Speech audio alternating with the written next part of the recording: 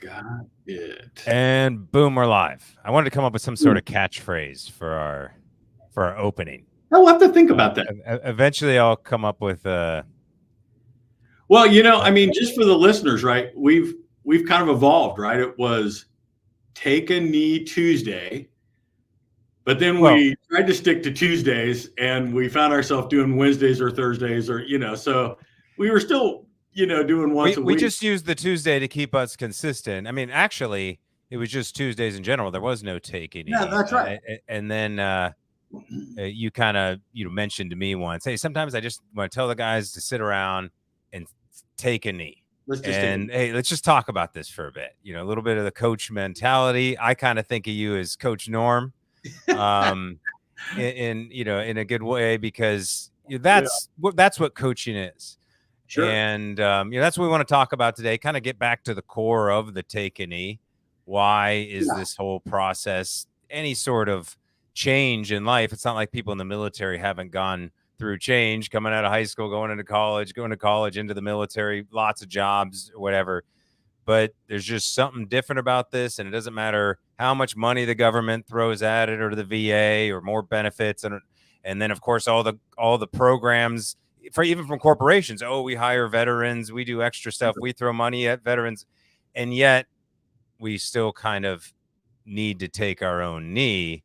And the sooner the better. And for me personally, it took 10 years before I finally was like, wait a minute, I'm a veteran. Like, I've been thinking about this all wrong. I had expectations about who I was or who I was supposed to be. And it's like, none of this matters anymore. I'm not in the uniform. It's just like, holy cow. And even in the firm I was with, and I felt loyal to them, and I thought I owed them something. I felt bad I wasn't making them enough money. It was just like, no. I don't owe them anything either, because you can always just get fired or laid off or whatever. And so, this is near and dear to my heart, because at the end of the day, it does come down to money, and so that's why I like to get the money problems off the table, so that we can focus on the real, not challenges and dangers out there, sure, but I think this is really about opportunity. So, Mike, I know you had you have a lot of conversations that people call you up, kind of freaking out a little bit, saying, and so I know you wanted to talk about this topic. I know we got an article we want to share. Sure. But I'll just pass it over to you, and let me know where you want to kind of start with this. Yeah, what we wanted to talk about today is why is this hard, right? In general, why is transition, or as we like to say, career progression, why is it hard? And Scott, we deal a lot with the symptoms. People come to us and they have questions. Hey, I'm stressed about this, or hey, I need this thing. I'm not sure how to do a resume. Hey, I've got to get a job. I need to do this. Can you help me? Right. So we do a lot of treating the symptoms, if you will. And our curriculum has changed over time. And in fact, one of the recent changes we made, and if Dave Wadelick is listening, right, he was a key driving force behind this change. Steve Weeman and Brian Herdlick as well. Everybody kind of pitched in to help revamp what we used to formally refer to as our strategy lesson, but now we refer to it as it's designing your career progression, right? In other words, what do you want it to be? And we treat a lot of the symptoms, but the whole point in this designing your career progression is you can't skip that step, right? We tell our members, you have to have your design. What is it that you want to pursue? And you may not know that, but you certainly are likely to know what are the big rocks in your life that you want to preserve, right? What do you want to make sure stays in place, such that when you do get to subsequent follow-on steps into your market analysis and assessing those opportunities, hey, I want to work in an Indy pit car, right? A pit team, right? And we've had members that wanted to pursue the Indy 500 racing, from an operational kind of point of view. Some really way left of center line kind of exciting things out there. And that's great. I encourage people to think big. But, the question, regardless of what you pursue, we're going to quickly come back to what are the important things in your life? And does this preserve these things in your life? Because here's what we see, Scott. Like if we see fast hands on the cockpit, people making quick decisions and just give me a job, give me a job, give me a job, right? We're A-type personalities. I've never been without a set of orders in my life. This is the first time I don't have a set of orders. What is my next hurdle? I've got to have that right now. And you pick quickly, you are likely to get thrust all the way back, right? It will not be fulfilling. And there's a forcing function in this pursuit that you do get shoved back into, because we know this about our members. If you are not fulfilled, if you do not find contentment, happiness, fulfillment, these kind of things, you will step out of that pursuit, right? And you will then be thrust right back into career progression, going through these steps again. So we reinforce with our members, right?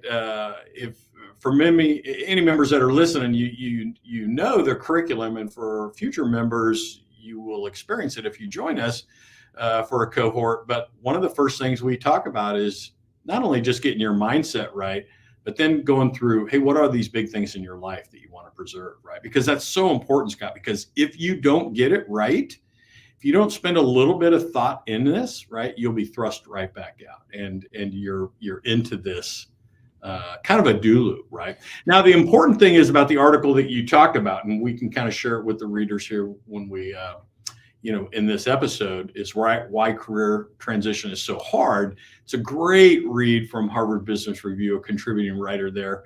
I encourage members to take a look at this. This really captures a lot of what we spend time talking about. And the great part about this is, or the great approach is, it really gets you in the right headspace, right? You are likely to, want to assess your future pursuits through the lens of all of your previous experiences. And the reason that is not going to work for you is this new world, right? Fred Smith often says to our members, you're probably going to have to learn to care differently. You're going to have to learn to value different things differently. If you were a Top Gun instructor, if you were an Air Wing commander or something, you are likely not to find that exact same, feeling, right, of success on the outside. But that does not translate to that you won't find new success, right? Yeah. And it's a great read. We got to share that with everybody out there. Right. No, we'll share the link, but let's read through a little bit. Like this paragraph right here kind of sums up what you were saying a little bit. This isn't a midlife crisis type of questioning that flares up at a certain age and gets resolved once and for all. I think that was the old way of doing military transition. Just, translate your military job into the civilian job. But the accelerated pace of technological change, and most recently the advent of AI, are reshaping jobs and organizations in ways that call for constant career reinvention. So we all need to learn how to get better at making the most of the frequent transitions that will continue along working life. So part of this tells me, obviously this article isn't just written for military, of course. So, but it's very like everybody's going through this. Absolutely. In some ways. And with generationally now, people stepping into and out of jobs very frequently, right? Mm-hmm. It's not just the military. There are a lot of people out there that are in pursuit of what they think is going to find them success. And they're just stepping into these opportunities with really little thought about this. One other thing, and again, I just want to share with the listeners out there, this is real, right? There is a growing, from what we have seen over the last 3-4 years, it's real. There is a sense of anxiety for many individuals. And again, I don't want to turn this into a kind of a very serious discussion here, but some people internalize this, Scott, and individuals, I know individuals, and they just can't cope with life, and they make that big decision to check out, and that's just horrible, right? And yeah, we have some steps to go through, and we reinforce with our members, don't skip these steps. Don't skip designing your career progression, doing your market analysis, understanding what the big rocks in your life that you want to preserve. Do that, understand that, right? Because if you don't, you're going to step in and step out. And what I've seen is lots of individuals stepping in. Nope, that's not fulfilling. I'm stepping out. Find something else very quickly again. I step in. Nope, that's not fulfilling. I'm going to step out. And if you do that a few times, the anxiety continues to grow, because now the individual starts to equate this with like, oh my God, I'm never going to find, right? And it's not that they're incapable of finding their next success. It's just that they're going about it the wrong way. Well, right? let me ask you this then. What if they were to do that more intentionally, saying, I'm gonna, now it's just a reframe. Like, it's okay to step in and step out as long as I'm testing waters and learning, and not allowing it define my identity, considering it a failure. It's the mindset and the expectation, yeah. right? I mean, we encourage members to kind of chair fly opportunities. And how do you do that? People are going, oh, I got to chair fly a new job. Hey, we've got a network. I want you to punch in with people. But think about it this way. It's not networking with the intention of, hey, Scott, I need you to give me a job tomorrow. Do you have any openings? Would you hire me? Right? I mean, that's the strong frontal assault. It would be a networking opportunity where I'd go, Scott, what do you most enjoy about what you're doing? Right. Scott, can you tell me how you navigated your space to land where you are at? And what was the deciding factor for you to pursue this, right, over your previous career? Like, how did you navigate that space? Like, it's the line of questioning, and that's going to give you that deeper understanding, right, on why you did this. And really, what is a day in the life of Scott Tucker like, right? And I'm going to have these informational discussions with a number of people in industries or companies that I'm interested in. And I'm going to start to develop that framework. And you've got to carve out time to do this, right? I come back to an old analogy, right, that we used to say in my previous life: fast hands in the cockpit. That's a bad thing, right? I mean, and specifically, like, if you're flying along, if you've got some emergency, reacting to it with little thought and just start moving switches and doing things, probably not in your best interest at that point. You got to take those awkward few seconds, take a hard look at this. What do I really have? What's going on around me in the environment, and what's the decision that I need to make now, right? Yeah. So the fast hands things, it's because you mentioned that early on when you were talking about, a lot of this military retirement transition process, career hunting, career progression is treated as in symptoms. And I actually want to bring, symptoms reminds me of health. And I think there's a health component of this. Let's wrap up the conversation with that. But the symptom of, oh no, I need to replace income. I need to have a task, a purposeful task to kind of fill that professional identity. Sure. So what's causing the symptom? The overall symptom is fast hands. Hey, I got to do this. I got to check this thing. Yeah. And I actually, reading this paragraph here, I maybe I want to challenge this a little bit. So why change is hard? Some of what makes changing careers difficult will be unique to you and your particular circumstances, but you will almost surely have to confront two challenges while in transition: a lack of institutional support and an unsettling loss of identity. So we understand the identity, professional identity thing. That's pretty obvious for us. Yeah, but let's take them one at a time here. Like, what's the first? Lack of institutional support. Yeah. So I think in many ways, the institutional support, at least for our audiences, this is actually the opposite. We have too much support and it's creating the symptoms. It's creating the anxiety. Oh my God, we're in the news. We got another virus coming. Everybody get medicated. It's all fear based. It can be very sensory overload, right? I mean, there's no doubt about it. And to our point, right, the institutionalized support that is out there in many instances, I won't say most, and again, I'm trying to pick my words carefully here, but often it is not credible. It is not relevant. It is not current.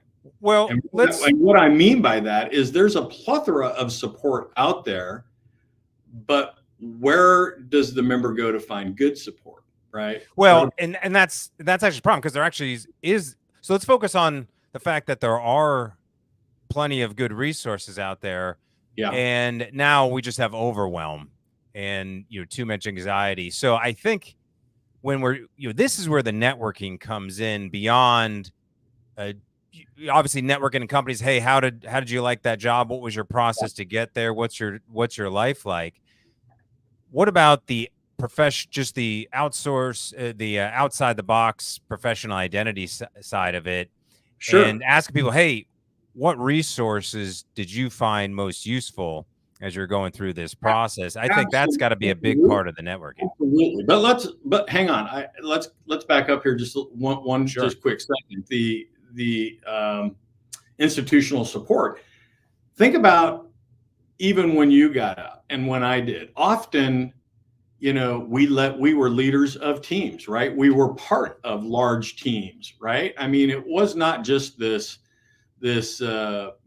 single entity out there, right? We bred, we led, we did these things on large groups, large teams, and it was the success of the team and ability to interface with other larger teams, right? That's what makes our military great, right? And often, right, think about this, when you step into your career progression, very abruptly, right? Very abruptly, you are, you're a single, right? You are by yourself navigating this new space. Now, that doesn't mean that you don't have some resources available, but the point I'm making is, right, often there's this sense of, man, this is just me and I've got to figure this out. Mm-hmm. That in and of itself, for individuals that have spent even a short period of time or a long period of time, think 30 years of your life, 25 years of your life, you're stepping into this and now it hits you. Holy cow, this is now on me. Right. And some might find that refreshing. Some find that filled with anxiety. Right. And the point that we try to strive to our members here at Blue Water, right, is you don't have to do that alone, right? We are a group of like-minded professionals that are navigating many of these challenges. In other words, I'm going to use this word and I want you to kind of internalize this, but this is your new tribe, right? And part of finding success and contentment and fulfillment in your next, pursuit of your next success in life is bonding with your new tribe, right? You've got to do that. And often we find individuals that are struggling with this are still trying to bond with the previous tribe. In other words, I want to approach my new gig, at Centera Medical, but I'm going to turn Centera Medical into, Fleet Forces Command, and they're going to get structured like this. And I want everybody to think and talk like us. We're here, and this will work for you guys too. And there may be some, modicum of truth of that, right? But you get the point I'm trying to make is, you've got to bond with your new tribe. And the way we convey this to our members is, think about it. You can't show up on day one and just go, look at me, this is who I am, and this is what I'm bringing to the table, even though most organizations value those things you're bringing. But it's your mindset and approach on how you do that. And in most instances, this new environment, your new tribe is not likely to be overly interested in what you did before, which that in and of itself brings anxiety for members. But what I reassure our members is, hang on, that time is coming. You have to lead teams, build new connections, interface with your new tribe. And are you ready for this? Deliver results in their environment, raise the bar in their environment, and then a magical thing happens. Hey, Scott, that was amazing. What did you do before you got here? Like, where did you come to us from? Tell me. Now I'm interested, right? You delivered results. You raised the bar in your tribe's new environment. Now, tell me again, what did you do before you came here? And, we quickly get some pushback from our members, right? They say, yeah, but Mike, I'm in government contracting or I'm in defense industry. So a lot of the people that are there, they know where I came from, so this is okay. And I'm like, hang on. Interesting. Yeah. Your world is still much different than what you are willing to give it credit, because you don't understand this. We all think we understand profit and loss. You step into a company like Boeing, trust me, you don't know profit and loss like they do. Like, hey, you thought you were managing some UPTAR budget or some budget or whatever. And really the worst thing that happens if you run out of money, you ask nicely and somebody gives you more money or not, or, whatever it happens to be. We all struggle with budget management, which is completely different than profit and loss for a company. I don't care if you're stepping into government contracting or defense industry, it is different, right? So you've got to open the aperture, and you can't assume that people are just going to, fully embrace you for who you were, even though those attributes you're bringing to the table are valuable. Does that make sense? And that's kind of a touchy subject sometimes to talk about, because the things that do make you a great catch for any company out there are those attributes that you secured from a prior environment, right? But there are a number of challenges out there. So, well, that was really interesting the way you said that. Like, hey, even I'm a government contractor. Kind of don't make assumptions that people are going to care about your military career until it's interesting to them, until you're interesting to them because you're useful to them today. It's what have you done for me lately? And that's just kind of the reality of the situation. We have this saying, and you've heard me say this before, in your interface with new companies and pursuits and networking and stuff, remember, it's not about you. It's about them. And the part that is about you is, what are you doing for them? Right? I mean, that's obviously a big struggle. That's part of the personal identity. Well, what's in it for me? I got to figure that out, but then I got to figure out how I'm supposed to fit in without the command structure in a new environment.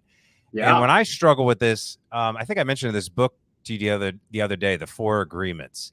Do you remember me talking about that? Yeah. So this is these 4 agreements. I've just found this to be extremely useful when navigating the unknown, because ultimately it's about taking just ultimate responsibility, having no expectations of anyone else, saying, I got to figure this out on my own one way.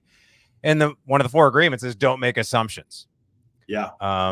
And that can make assumptions about what people think about you, just even in your personal life, right? This isn't just about limitations, constraints. Right? I mean, always doing your best. Of course, that's obvious for our audience. Don't take things personally. That, of course, is a hard one. I think we have a thick skin in the military. We kind of get it if we're getting yelled at, and then you just move on to your next piece. Yes, but it's different when you're in the civilian world. Those things can really eat away at you. And then being impeccable with your word, that's not necessarily about, obviously don't lie, of course, have integrity, but I interpret it. I interpret it as being honest with myself. Mm-hmm.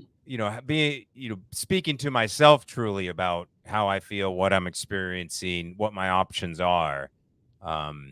And so, I think this is a cool tool. This is a Medium article about it. Yeah. No, drop a link to that. But again, you touched on something and you hit it again, and we were going to come back and talk to it. It was one of the challenges is your loss of professional identity, right? And that's real, right? And I think some of our members anticipate it, but until you spend a little time thinking about it and internalizing it, when it does jump out and hit you, it can feel a little different, right? We don't realize, especially the more senior you get. I mean, you remember what it's like. You walk right into a room and people can just tell how you're dressed, the rank on your shoulder, what your job is. And, they automatically in a flash know so much about you, right? The challenges, the hardening experiences that you've been through, to achieve that role, and all of that carries through in all of those engagements.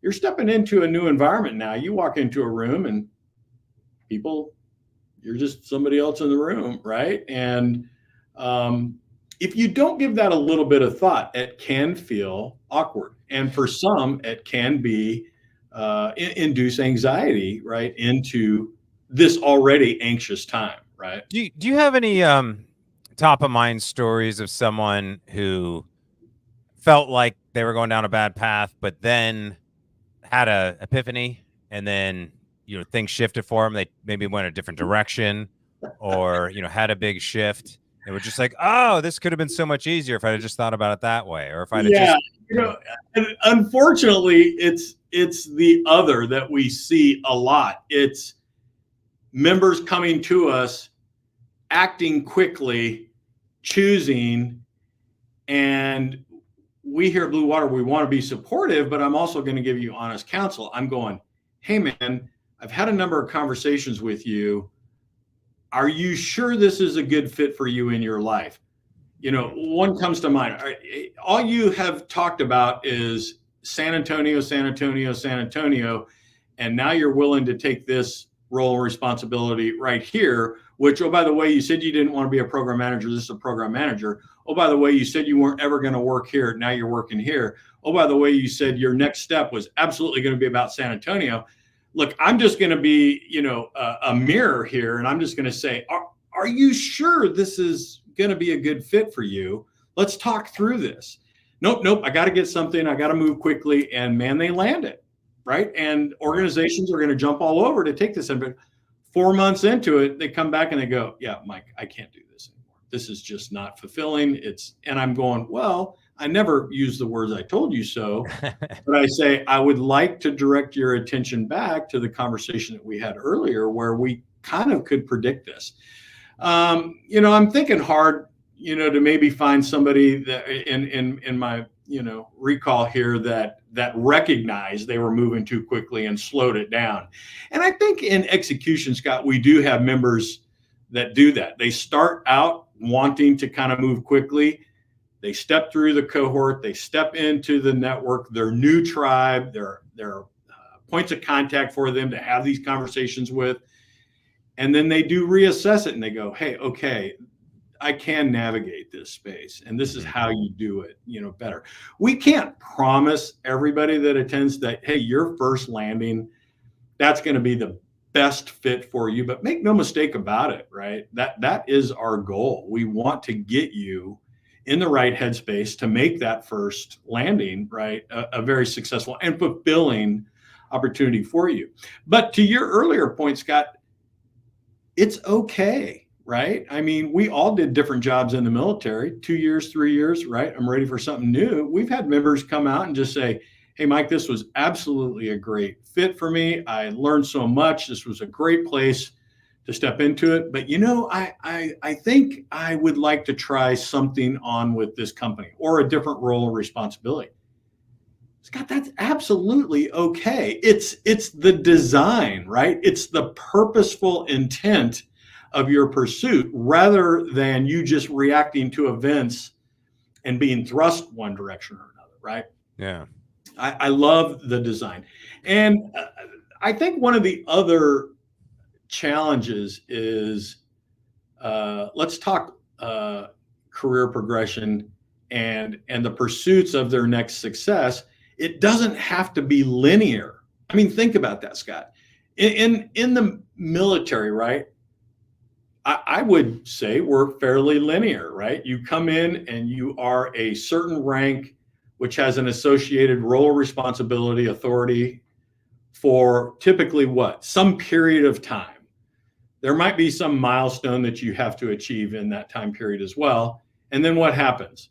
The institution thrusts you up to the next role, right? And then you are in that new role and responsibility for what? Some period of time. And there, again, might be some milestone achievement you have to accomplish in there. And then what happens? The institution thrusts you up to the next role and responsibility. And if you take that to an nth degree, I mean, that is a linear approach. And I think many members get out and they just assume, wow, that linear approach. So I want to step in someplace. I hear this frequently. I want to step in someplace where I know there's upward mobility and I can come in and do it. Listen, that's great. I've got absolutely no problem with this. But what I want members to understand is it's okay not to live your life in a linear fashion anymore. There's nothing wrong with stepping into an organization.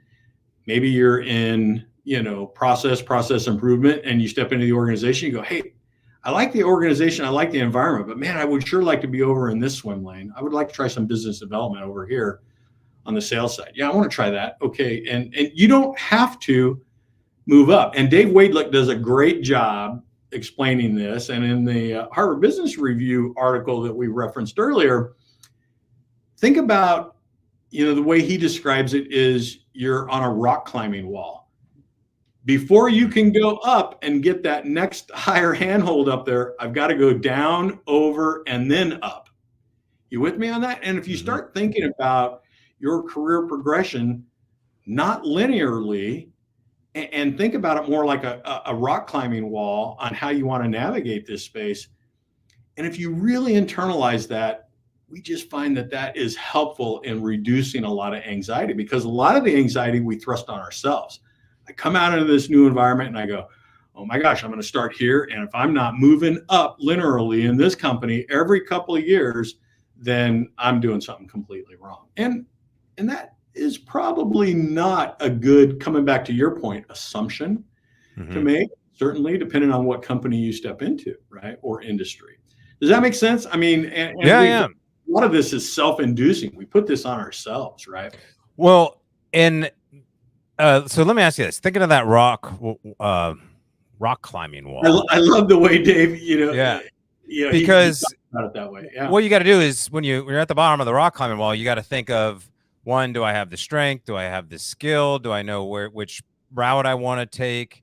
And then changes are going to happen out of the way. There's things in your control. There's things that are not in your control. So let me share this with you to kind of get your thoughts on, this is how I frame the landscape of, what's our wall look like when we're stepping into this to begin with? Because understandably, we're trying to, again, check off those symptoms because they feel like dangers out there. I just need to, hey, I want to go to San Antonio, but there's the job here. Hey, I don't want to be a project manager, but they're going to pay me. And so I put this together as a way to think about, all right, at these, I'm obviously talking about the financial side of this, but again, at the end of the day, this whole conversation, whatever we're talking about, always comes down to some source of income. Am I making enough money? And what am I doing with the money? How am I going to use the money later on? Sure. And so we know, coming out of military retirement, we've got the uniqueness of exiting the military, right? Especially as a career officer, NCO, going through all the VA stuff and making sure you're making the decisions about SBP and stuff. Those have impacts on your money, of course. But that's somewhat in our control, or at least we can have awareness of it and know what our options are. And it's usually A or B. Now, the other risks here that are in our control are our health. Sure. And I think this is a whole nother episode conversation we have, because and not just physical health, but mental wellness too, right? Well, that's really what it comes down to, because the physical health impacts the mental health. The mental health impacts the decisions, our ability to enjoy our lifestyle. There's so much into this. And from a financial standpoint, it can cost you, because if you're not healthy enough to qualify for an alternative to SBP for existence, for example, then you lose out on that money. So you don't have the opportunity to build your wealth that way. But then on the big society, geopolitical, what the financial markets are doing, like that stuff's kind of out of our control. Yeah. But we have to be able to navigate it. And I think in the that means, how much money should I really be earning? Am I valuing myself properly?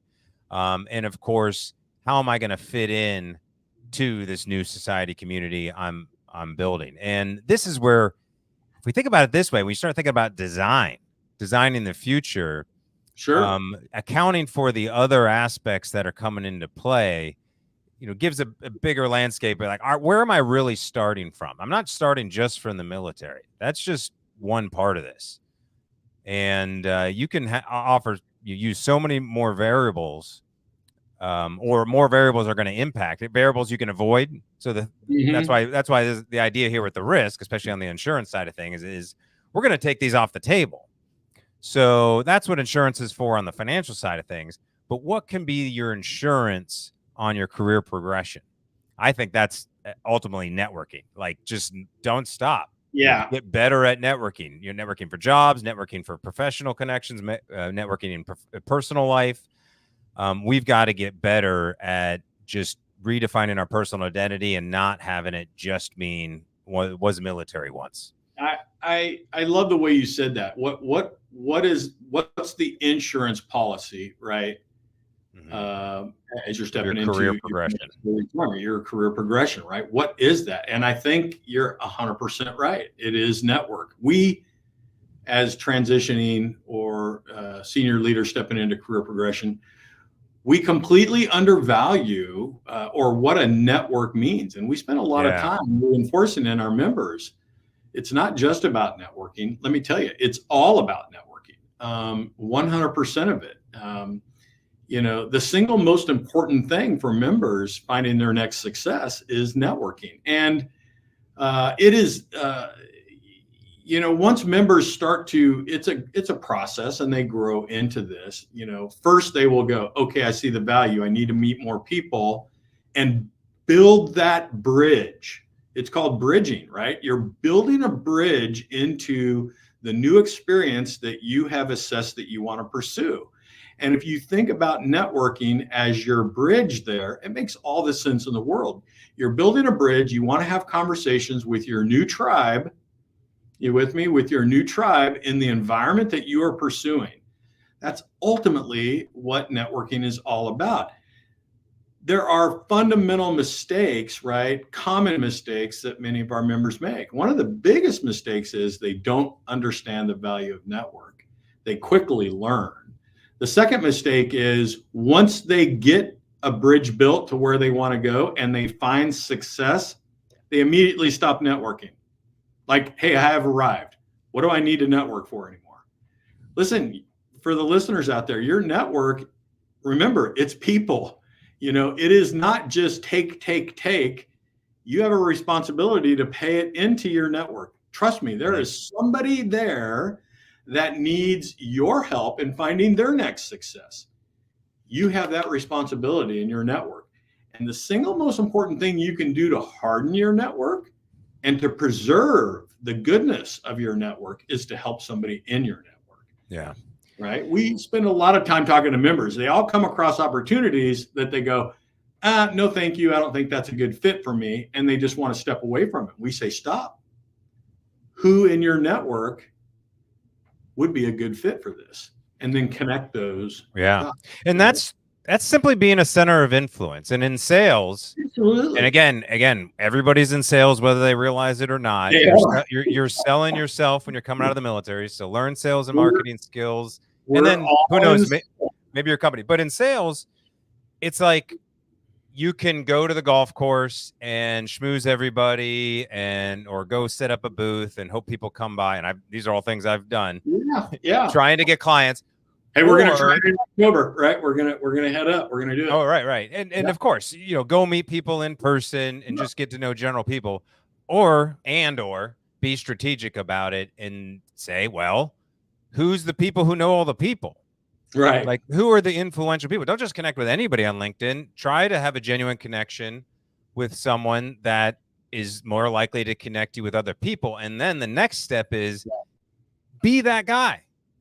Absolutely. You be the center of influence who just, Yes. and as we're networking, keep those people in your Rolodex and keep them top of mind. Say, oh, you'd be good to talk to this person. You'd be good to talk to this person. And then people just remember you. Hey, Mike's the guy who knows everyone. Go talk to him. And then people sending people to you. And then just opportunity can't help but show up. And it grows. And so yeah. And that's, you're 100% right. We think once we're assigned something, it's almost like I was assigned this contact. Did I get what I was supposed to get from it and forget? No, ask that person, hey, what are you looking for? Be more curious about them in what their needs are, what their challenges are. Because what if someone you met before might solve one of their challenges? Yeah. Hey, think about networking that way. How can I help you? Yeah. Think about it. And you think, I don't know, I don't know how I could help them. I don't want to offer advice or whatever. Usually anybody who is a center of influence is always open to new introductions. They're going to appreciate it. Try to make it a good fit, not random, of course, but that's part of the skill set development, trying to connect those dots. Yeah. And it sometimes comes as a shock, right? For many of our members, they go, oh, Mike, I'm stepping in a transition. I know a lot of people. I know a lot of this. And I go, well, what is it that you want to pursue? Well, I know I don't want to do government contracting. I know I don't want to do defense industry. I'd like to get into corporate America or private equity, venture capital, or some exciting adventure. And I'm like, okay, then I get it. You have an existing network. Is that existing network going to help you bond and build a bridge to your new tribe? Maybe portions of it will, but most of the time we see that it's not sufficient. So you got to get busy building that networking bridge to connect with your new tribe, right? Think about it. Your new tribe, delivering results, right? In your new environment. It's so important. Networking is just so important. I know we wanted to talk about why this is stressful and why transition is hard. But I think networking is a part of it because let's face it. Well, that's members get out. They don't want to reach out and ask for help. They don't want to reach out and build their bridge of a network. And or we misconstrue networking to think it's those who I already know. Exactly. I meet somebody that's in a similar circle. Like if we're just meeting more military people, we're probably limiting our options in a big way. It really comes down to that. Just kind of doing the easy button. Hard to right over the easy wrong. Type of. No. I mean, ultimately, this is all. All this stuff is stress inducing. We get it. We're just trying to kind of talk about things that come top to mind. And when it comes to networking, I'm still planning on setting up some sort of just meetup group where we can come and have a place maybe once a month and just invite people in and just talk about these networking tactics, skills, strategies, whatever, whether it's LinkedIn, in-person stuff. People can come to us, ask questions. Hey, what would you do in this situation? Hey, I want to go meet this person specifically or someone in this group. How would I, start this path? Like we can do that. Yeah. Kind of together, do hot seats, learn from each other. Because when you hear other people talk about their experiences, we're going to build up skill sets that way. So that's my next project after I finish the webinar I've been working on. I'm about ready to launch it. Let me just. You have no shortage of projects. Well, I mean, again, this is my networking strategy. Yeah, absolutely. Over the years, I'm just constantly every year I always have one big thing that I'm like, oh my gosh, I can't believe I wasn't doing that. And then it takes me about 6 to 8 months to learn it, implement it, and then, reset up basically my networking strategy, which is sharing information online, for free. And then if people want to meet me afterwards, and that's great. But this is the kind of big one we have coming up. It ties into that slide we were talking about before. Ties into career progression, of course, because they just started the draft again. I mean, not really, but sort of like some stuff is going on. So I heard some discussion on that the other day. Right? That's just they're trying. The Senate's trying to open it up to women. That's crazy. Yeah. So Interesting times. interesting I love times. it. A war chest strategy for a wartime economy. Here you go. Well, I mean, obviously we've Yeah, technically been in a wartime economy for sure. the last 2 decades for sure. It's just things are definitely shifting when you think about the amount of money printing going on. Obviously, there's been layoffs. You hear stories about people getting laid off for Google and then submitting 500 resumes and not getting any hits. These things aren't being talked about in the big media. Again, military retirees, Yeah. you kind of have a leg up when it comes to that, just because of this networking opportunity and all the resources you have.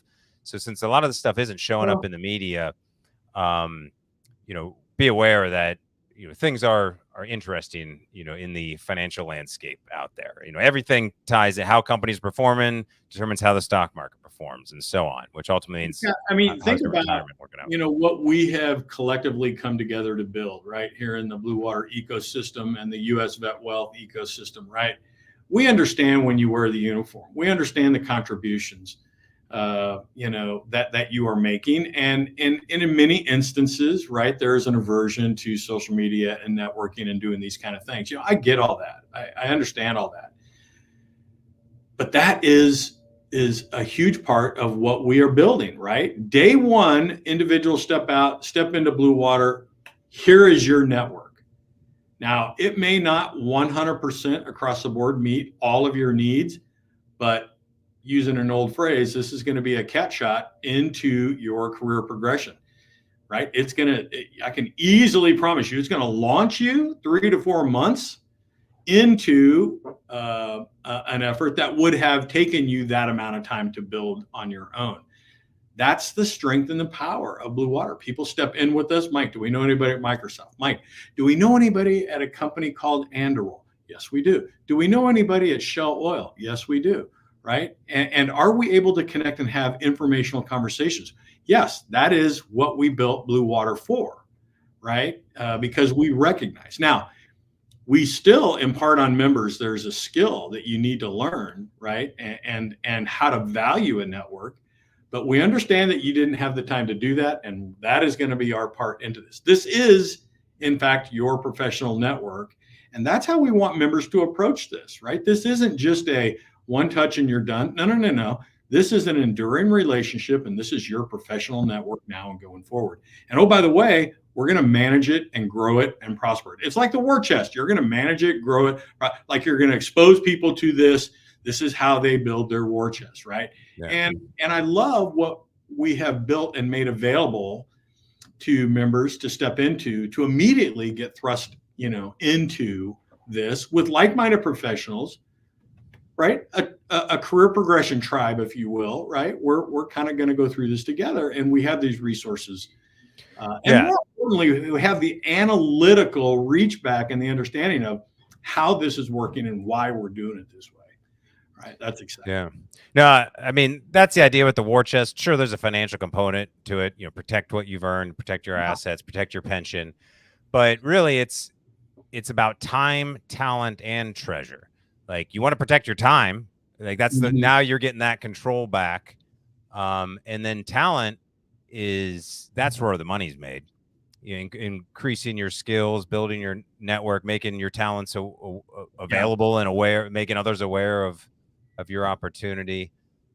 So you throw it all in the war chest, so that you can tap into it when it becomes useful for you as new opportunities arise, and be open to those opportunities. And I love that we're aligned with you on that, because I am not the person to talk about that, which is why I love having the relationship with you and Jen, and so that I love it. Yeah, I've never applied for a job or done a resume myself since I got out of the Army, so I'm glad I have you. We're a great fit. We're a great fit. Yeah, I'm glad I have you to point people in that direction.